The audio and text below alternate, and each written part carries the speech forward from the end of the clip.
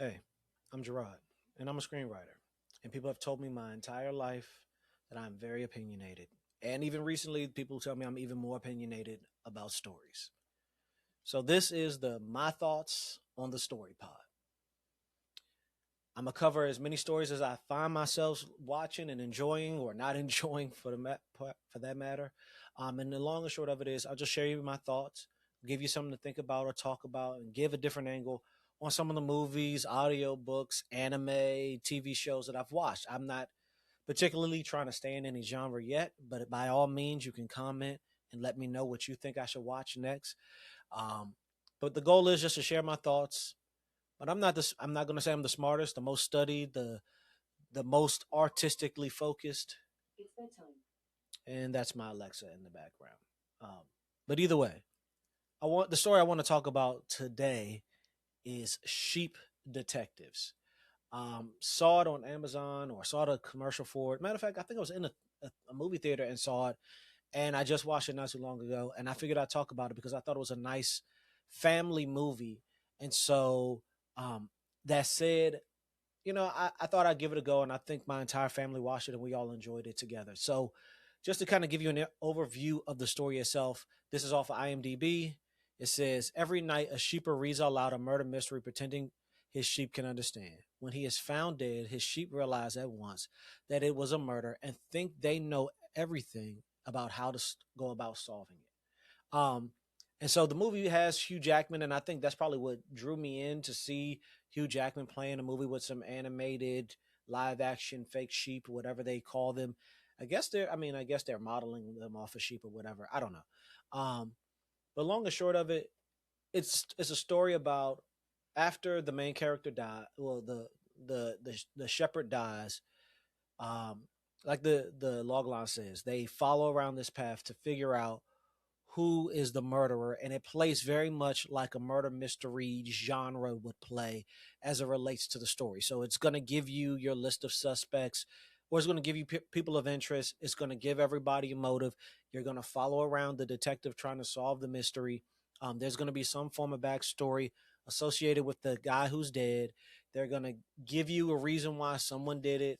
And generally, with these types of shows or movies or stories, they will put a carrot in front of you and said so and so did it, or make you feel like so and so did it. And truth of the matter is, they hit you with a twist and something you didn't expect. Um, and there you go. That's how you figure out who did it. Now, a lot of times people can guess, and my son did guess one person, and me and my wife are like, man, yeah, that is got it. You're right. That must be the person, and he was wrong. Um, which surprisingly, I think we were all wrong because we did not see the way that this was going in terms of who was going to be the person who did it. Um, the one thing I will say, and I can't remember where it is. I remember I think it was a audiobook I listened to where the writer of that book had a small like list of rules that you follow when it comes to doing a murder mystery. You can't cheat your audience and introduce a character or a murderer that we never met before, that we didn't know existed until the reveal happens. You can't do that. Like, so they play very much by the rules. I think they were a little bit sneaky in the way that they did one of the things, but I don't want to give away the plot. I mean, I guess I could, I should say spoilers, but I'm trying my best not to give away the plot, at least not now. And I will try my best also to say spoiler alert, unless the movie is old, and that's on you. And this is not an old movie. So the positive part of it for me, as it relates to the story, it was fun.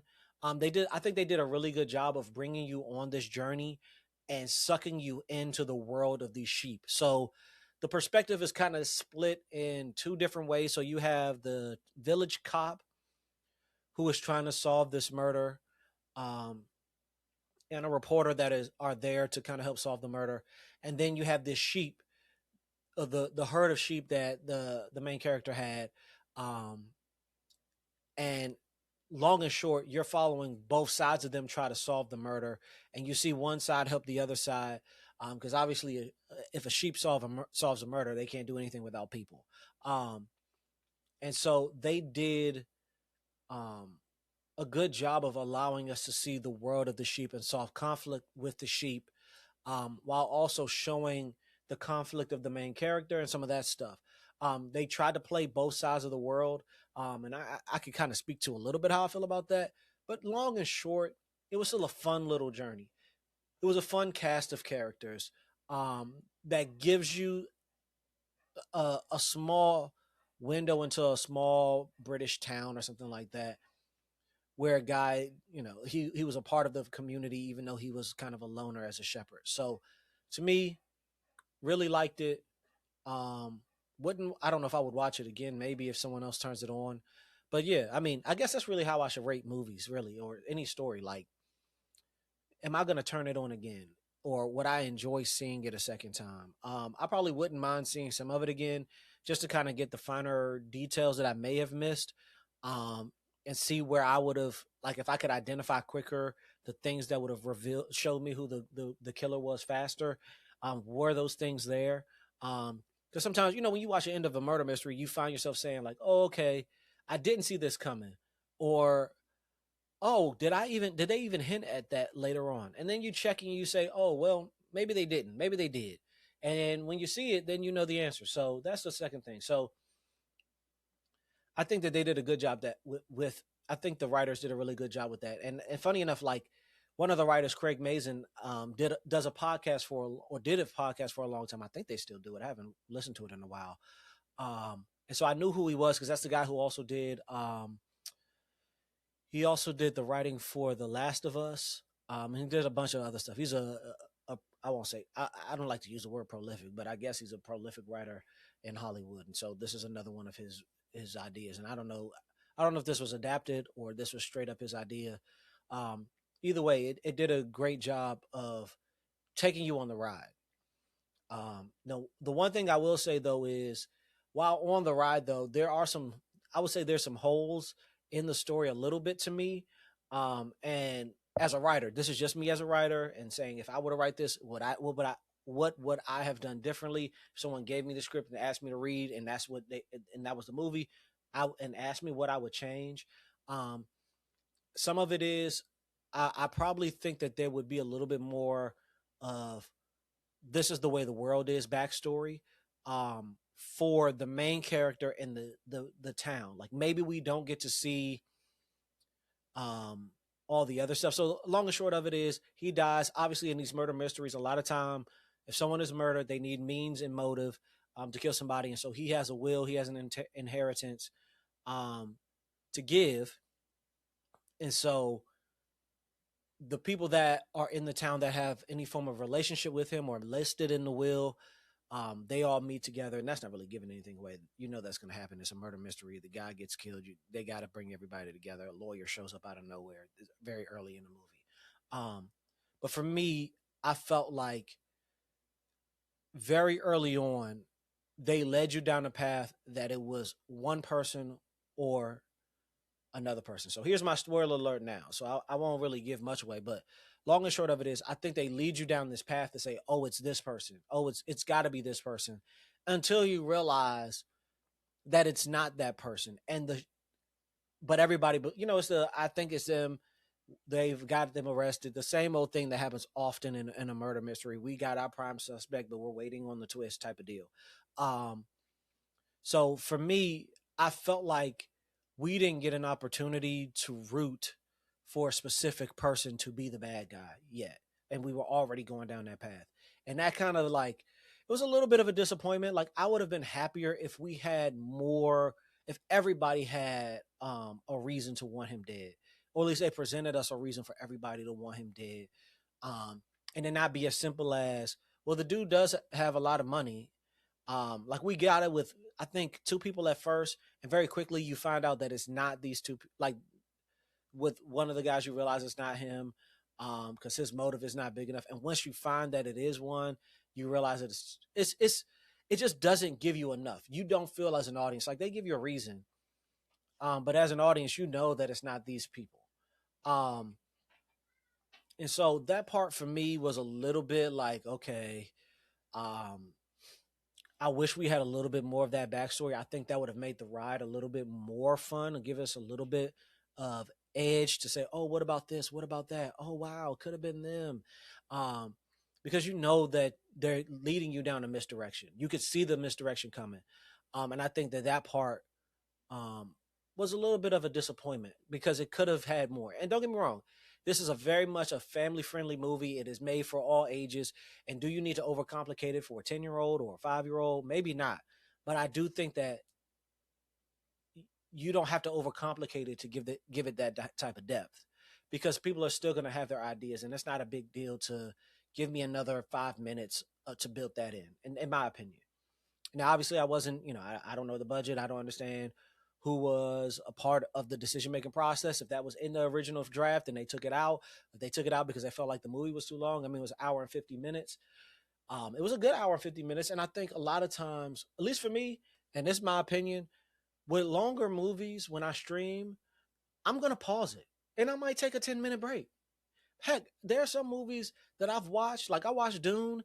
I watched Dune in like three settings. Like, and it wasn't that I didn't want to keep watching it. I was busy. I watched it. I was like, oh, this is great. This is a good point to stop, go do whatever I had to do. I think I may have split it between 2 days and got back to it. And I don't think there's anything wrong with making longer movies when you know that you're doing that.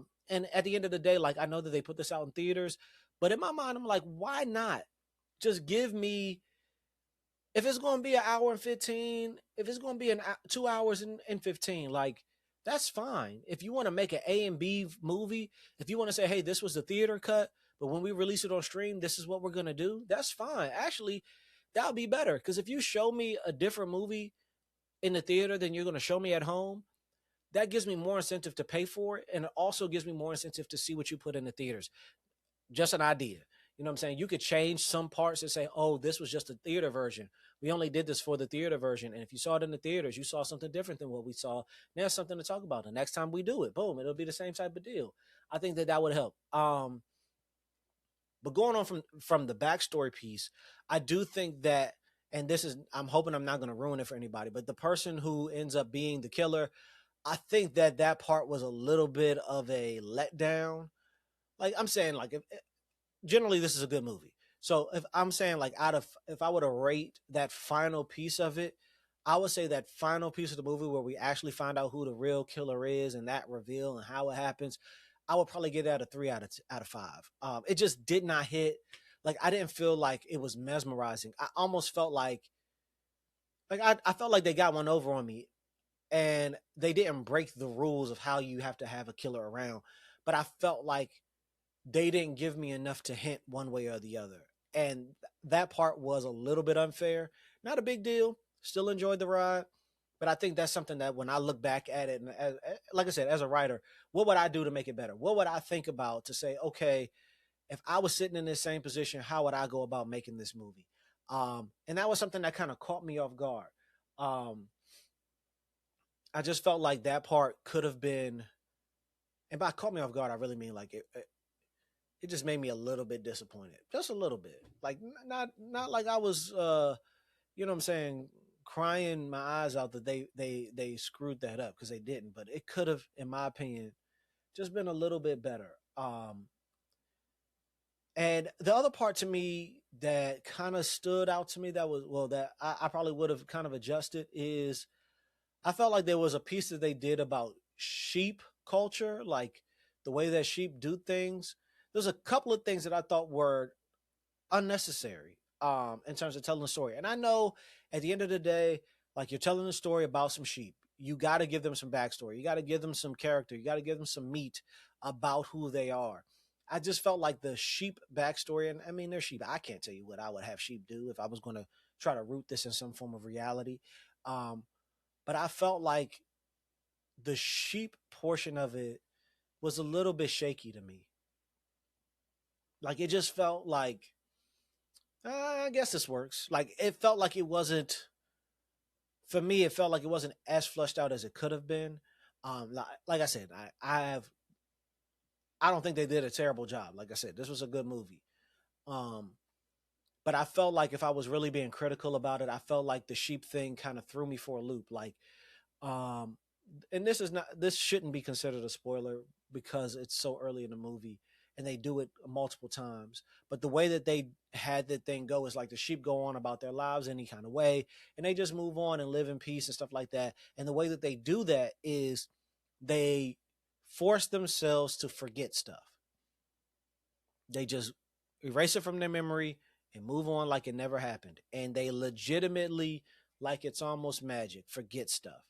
Um, and I thought that that was weird. I just felt like it was something that I think in people we try to make ourselves forget, but we never really do. Um, but they did. That bothered me, like because it wasn't like, and I'm not asking everything to be a metaphor for humanity or anything like that, but I felt like that was a moment where you had every opportunity to put in a concept that would be obviously and very relatable to people in general, and we didn't really hit that. And that kind of like, I would have liked it to be relatable to me as the viewer a little bit. And maybe you could say, well, that was a little bit, Gerard. They gave you just a little bit of how it could be relatable to you. And I would say, maybe, touche, I guess, but I feel like there was a moment there that could have done it better and they didn't do it. Now, at the end of the day, I've said this a bunch of times already, it's still a good movie. It's just that as a writer, there's some things that, there are choices that are made. Like the way I was talking to my wife about this at one point too, like when you're a writer, you start with nothing. You have a blank sheet of paper. Anything you write is what you build. The way you choose, you are the one building it from nothing, right? Like if someone gives you a blank piece of land that's just been cleared out and it's level, and you're an architect, you walk in and whatever you want to build, however you want to go about it within the parameters that you're given, you can do.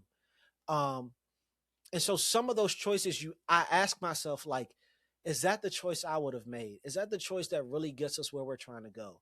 Um, and don't get me wrong, there are times when I write stuff, I go back and read it, and I'm like, man, why did I make that choice? I'm not saying it like I'm perfect. I'm making the statement like, if we're going to play Monday morning quarterback and we're going to go back and evaluate who we are, how we did, how would I rate it? Um, like and for example, like this is a random left field example that has nothing to do with sheep or detectives, but like even if you think about classic movies, every scene has a goal, every scene has something that it means and it's speaking to something, even if it's not speaking directly to the audience as a way to inform them or to influence them, it's speaking to something. And I felt like the forgetfulness thing, yeah, you could say speaking to the sheep because, you know, if you forget, you're always a passenger in your life and you never have to worry about driving or making any decisions and you just are okay with however things go. Um, but I felt like that forgetful thing could have been modified a little bit better to be even more strong. Um, and there was just some things that I think speak to sheep in some ways in terms of alienating them and stuff like that. There's a sheep. They bring up the concept of winter sheep. It's so funny that I'm saying the word sheep so much. Um, but they bring up the concept of winter sheep, and to me, like although I thought that was cool and that was a nice button to end they use it to end the story. That concept, I thought that was a nice little concept to do that. But I felt like I don't know, like I don't know if I would say it helped the story along in any way. I mean, it makes you feel good at the end, and maybe someone asked for a C story or something like that, and they were like, "Well, this is going to be our C story because this is a sheep story. This is a story about sheep. We're going to make it about the sheep." But inevitably, even though I want to know about the sheep and I want to see them follow around and discover stuff, I just felt like I wanted less sheep. Funny enough, I know it's called Sheep Detectives, but but even like looking at the poster, it's not like the poster is straight up. Um, it's not a poster of sheep. It's a poster of people and sheep, and I wanted more people than sheep, really, at that point. Um, and so that's my thought process behind it. I do, like I said, I'll say it again. It was a good movie. I felt like, however, it just didn't give us. Um, it didn't give you the man, this was perfect moment. Man, this was amazing moment. I think that was what I think I'm trying to say is like it did not give us the man, no notes. Like these are my notes essentially. And don't get me wrong, they could have been working on this thing for 2 years and another 3 months to work on it ain't worth it. You know what I mean? Like I get it. And they probably got it to a point where the studio accepted it, where the actors were happy and they were like, "You know what? Let's go ahead and do it. Like if everybody's good, let's move on." And you know what they say, like Perfect is the enemy of good. So don't get me wrong. I'm not saying I'm expecting perfect, but those are the things that stood out to me. And also, like, this is something that stood out to me. Like, this cast was humongous. Like, you had obviously all the people actors, and it was like 8 of them, and then you had another 4, 5, 6 different sheep as well. Um, and that's a lot. Um, and so I commend them, and they didn't have slouches as the sheep either. Like, there was a lot of people in there that I thought, like, okay, they tried, like they really did put in effort for this. And I do not know if I don't think I know their budget. Like, that was the one thing I didn't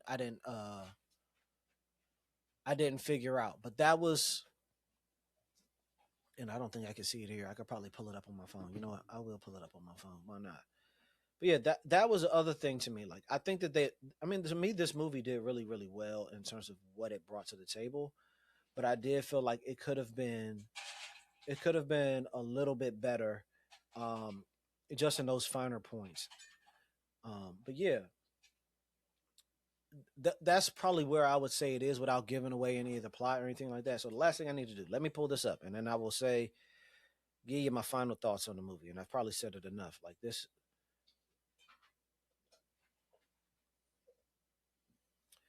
All right, so the budget was $75 million. The opening weekend did 15.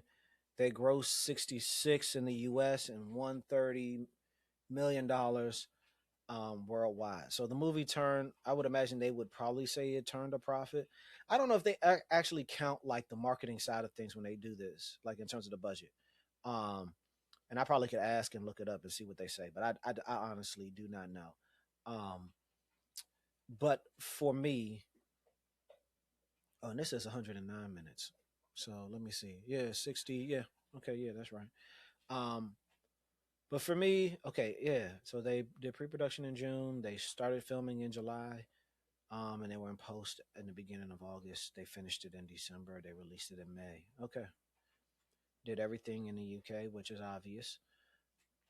But yeah, my final thoughts on this movie is great job. I think that this is a movie that maybe isn't something that's like replayable. Like, you got your K-pop Demon Hunters, you got your Spider-Mans, you got all of those types of movies, even Star Wars, for example, that are replayable. I don't know if I would consider a murder mystery a replayable movie, especially for the family. I mean, maybe it could be if like I watch it with a different group of people and I'm the only one who's seen it, or we have a sleepover, or my kids friends come over and they want to watch a movie and we throw it on. Maybe that's something that could happen, but I think in general this is not nearly as rewatchable as some of those other movies. But do I think it was good, a nice fun ride? Yes, 100%. And if you haven't seen it, I think you should. And if you have seen it, let me know if I'm right. Tell me if I'm wrong. Maybe you love the sheep stuff and I'm the crazy guy. I'm okay with that. But also, like we talked about Sheep Detective, if there's another movie you think I should watch and give my 2 cents on, I'm happy to do it. So let me know what you think. I appreciate you listening to my thoughts on the story. And I'll catch you in the next one.